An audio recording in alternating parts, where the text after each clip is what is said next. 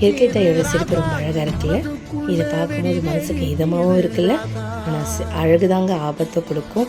அவங்களுக்கு நம்ம எவ்வளோ ஒரு ஒரு ஒரு ப்ரெஷரை கொடுத்துருந்தா இப்படி எழுந்து ஆடி இருப்பாங்க. ஒரு நிமிஷத்தில் இப்படியெல்லாம் அழிச்சிட்டு போகணுன்னு அவங்களுக்கு ஒன்றும் ஆசை கிடையாதுங்க. நம்ம அவங்க அழிக்கிறது எவ்வளோ தாங்கியிருப்பாங்க.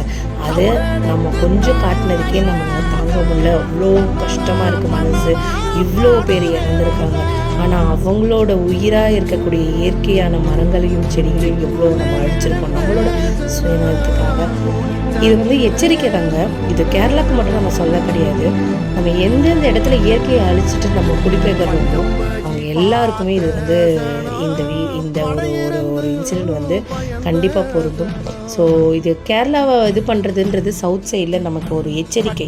இனி வரக்கூடிய காலத்தில் நம்ம எச்சரிக்கையாக இருந்துக்கணும். நம்ம ப்ரிகாஷன் எடுத்து இதெல்லாம் நடக்காமல் இருக்கிறதுக்கு என்னென்ன பண்ணணுன்றதை எல்லோரும் சேர்ந்து பண்ணணும்.